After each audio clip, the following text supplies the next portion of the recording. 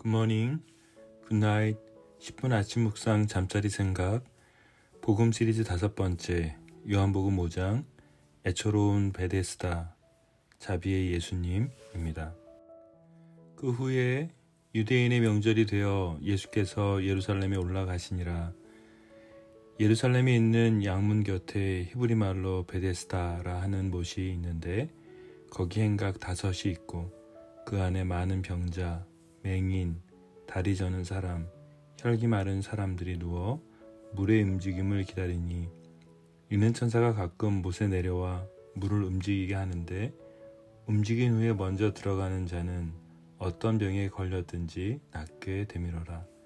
거기 38해 된 병자가 있더라. 예수께서 그 누운 것을 보시고 병이 벌써 오래된 줄 아시고 이르시되 내가 낫고자 하느냐? 병자가 대답하되 주여 물이 움직일 때에 나를 못에 넣어주는 사람이 없어 내가 가는 동안에 다른 사람이 먼저 내려가나이다. 예수께서 이르시되 일어나 내 자리를 들고 걸어가라 하시니 그 사람이 곧 나아서 자리를 들고 걸어가니라. 이 날은 안식일이니 유대인들이 병 나은 사람에게 이르되 안식일인데 내가 자리를 들고 가는 것이 옳지 아니하니라. 대답하되 나를 낫게 한 그가 자리를 들고 걸어가라 하더라 하니 그들이 묻되 너에게 자리를 들고 걸어가라 한 사람이 누구냐 하되 고침을 받은 사람은 그가 누구인지 알지 못하니 이는 거기 사람이 많으므로 예수께서 이미 피하셨음이라. 그 후에 예수께서 성전에서 그 사람을 만나 이르시되 보라 내가 나았으니 더 심한 것이 생기지 않게 다시는 죄를 범하지 말라 하시니 그 사람이 유대인들에게 가서 자기를 고친 이는 예수라 하니라. 헬라어 베데스다, 아람어 베트헤스다의 음역으로 은혜의 집이란 뜻입니다. 자비의 집이란 뜻을 가지고 있죠. 예수님이 38년 된 병자를 고쳐주시는 장면입니다. 왜 제가 제목을 이렇게 정하게 되었을까요? 많은 병자들이 모였습니다. 맹인, 다리 저는 사람, 혈기 마른 사람들이 누워 있습니다. 그들은 물이 움직이면 천사가 가끔 못에 내려와 물을 움직인다고 믿었고 움직인 후에 먼저 들어가면 어떤 병이든 다 치유된다고 믿었습니다. 오늘 본문을 묵상하며 이런 상상을 했습니다. 장애를 가진 사랑스러운 귀한 딸의 아빠인 저는 이런 베데스다 못이 있었다면 저도 아마도 딸을 데리고 갔을 것입니다. 물이 움직이기를 기다리며 환자와 환자 가족들이 함께 모여 있었을 것입니다. 누군가 도움을 받아야 할 그런 사람들이 있었기 때문이죠. 서로 상대를 보며 안타까운 마음에 이런저런 도움을 주며 기다렸을 것입니다. 그리고 가장 가까운 자리에서 움직임을 보기 위해서 자리 싸움도 대단했을 것입니다. 물이 움직인다고 생각해 보았습니다. 아마 저는 가장 먼저 딸을 넣기 위해서 주위 사람들 가리지 않고 밀치고 밟고 심지어 때릴 수도 있는 모습이 상상이 되었습니다. 은혜의 집이라 자비의 집이라 이름으로 불리기에는 베데스다는 이미 너무 가슴 아픈 광경의 본문이었습니다. 이것은 은혜로 볼 수 없습니다. 은혜란 자비란 무엇입니까? 자비란 무력하고 도움이 필요한 사람을 사랑하고 불쌍히 여기는 마음입니다. 인자, 은혜, 긍휼과 같은 말이죠. 예수님께서 응답하시고 사람들의 필요를 채우시는 것, 이것이 자비입니다. 그리고 자비는 하나님의 성품입니다. 결국 왜곡된 것입니다. 광명의 천사로 나타나 사람들을 왜곡하는 사탄의 꼼수도 우리는 발견해야 합니다. 베데스다는 이름과는 다른 왜곡되고 애처로운 곳으로 지금 되어가고 있습니다. 그곳에 진리이신 예수님이 등장하십니다. 창조주 하나님께서 위대한 의사로 육체의 몸을 입으시고 그리스도께서 의사로 다가오십니다. 하지만 예수님을 보고도 움직임이 없습니다. 위대한 치유자 되시는 하나님이신 그리스도께서 베데스다에 오셨지만 알아보지 못합니다. 그 의사께서 물어보십니다. 병이 낫고 싶은지 물어보십니다. 38년간 병에 있던 그는 물이 움직일 때 넣어줄 사람이 없다는 것과 자신이 가는 동안 다른 사람들이 다 들어가는 것에 대해서 대답합니다. 주님은 일어나 내 자리를 들고 걸어가라고 말씀하십니다. 그는 자비를 얻습니다. 하나님의 성품 자비 말입니다. 그 자비로우신 예수님이 오늘 베데스다에 오셨습니다. 유대인들이 안식일에 병 나은 사람에게 말합니다. 내가 자리를 들고 가는 것이 옳지 않다고 아주 황당한 이야기를 합니다. 유대인의 가려진 눈과 입술과 생각이 보이십니까? 38년간 병이 나아 걸어가는 사람에게 말하는 모습입니다. 생명과는 관계없는 유대인들의 말입니다. 본질은 사라진 외형만 갖춘 모습의 유대인들의 모습을 보여주고 있습니다. 신명기 16장의 기록처럼 모든 유대인들은 명절을 지키러 예루살렘으로 올라가야 했습니다. 예수님께서도 그래서 올라가십니다. 오늘 본문은 베데스다에 모인 유대인의 상태를 보여주고 있는 것 같습니다. 1장에서도 언급했던 것처럼 여러분 성경을 읽으시며 묵상하실 때 본문이 가진 상징적, 예언적, 그리고 실제적 가르침에 대해서 생각하며 성령 하나님께 물으시면서 묵상하시기를 요청드렸습니다. 저는 유대교의 당시 영적 상태가 보였습니다. 많은 병자, 맹인, 다리 저는 사람, 혈기 마른 사람들이 누워 있습니다.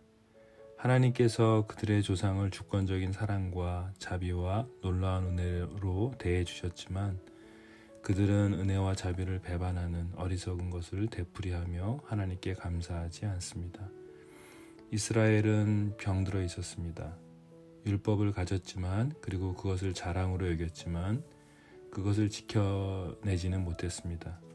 삶으로 지키지 못했습니다. 이스라엘은 앞을 보지 못하는 맹인이었습니다. 자신들의 결핍이 무엇인지 찾지 못하고 눈이 멀어 있었습니다. 바로 그들 앞에 계신 그리스도를 보지 못했고 신적이고 도덕적인 영광 자체를 볼 수 있는 힘과 의지도 없었습니다. 이스라엘은 손이 마른 그래서 아무것도 할 수 없는 무기력한 상태였습니다. 하나님과 동행하지 않는 사람은 착한 일을 행할 수 없습니다. 마음의 눈이 그리스도를 필요로 하지 않았다면 하나님과 동행할 수 없습니다. 사단은 너무 교묘합니다. 오직 한 사람만 치료가 됩니다. 물이 움직일 때 벌어질 참담함이 보입니다. 사단은 광명의 천사로 우리를 유혹합니다. 이 점을 묵상 중에 계속 나누게 하십니다.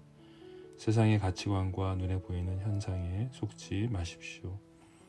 성경의 단어와 숫자는 중요한 의미를 가지고 있습니다. 왜 성령께서는 요한을 통해서 꼭 38, 38세 된 그 병자를 기록하고 있을까요? 그 숫자를 들으면 떠오르는 것이 있습니다. 이스라엘 민족이 시내산에서 율법을 받은 이후 광야에서 보낸 기간과 같습니다. 이스라엘 민족이 늘어지고 무력하고 눈멀고 쩔뚝거리며 혈기 마른 상태로 있는 광야의 시간이 떠올랐습니다. 예수님께서 무리를 보시지 않고 38년 된 병자를 보십니다. 그 누운 것을 보시고 그들이 누운 것이 아닙니다. 큰 무리가 아닙니다. 그 한 사람을 보십니다.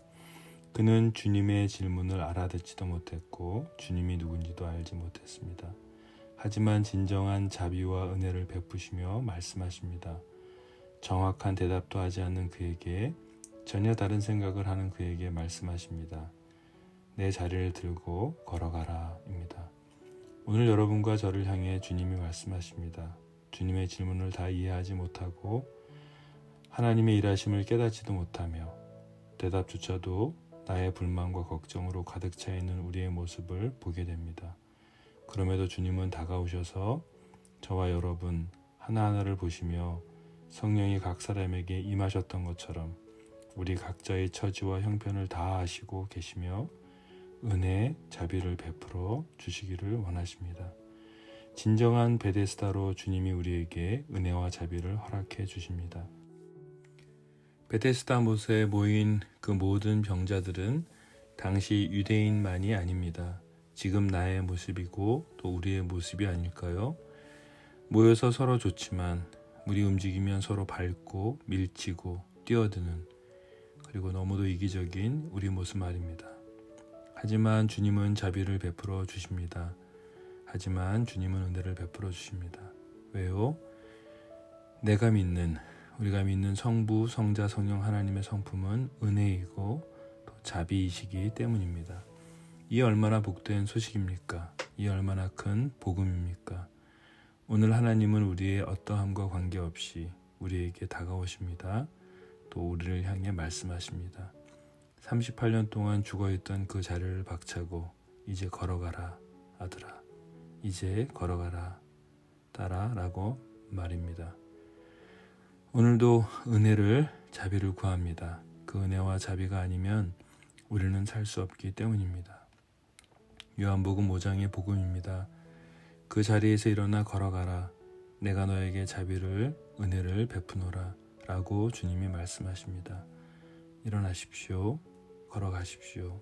힘을 내십시오. 두려워 마십시오. 하나님이 함께 하십니다. 기도하겠습니다. 하나님, 오늘 본문을 통해 베데스다 못에 모인 나의 모습, 우리의 모습을 보여주셔서 감사합니다. 다른 가치관과 사단의 화려함에 속지 않게 하시고 지금 우리 안에 거하시는 성령 하나님을 보고 듣고 나누며 동행하는 분별력을 더 풍성히 부어주시기를, 그 은혜와 자비를 주시기를 기도합니다.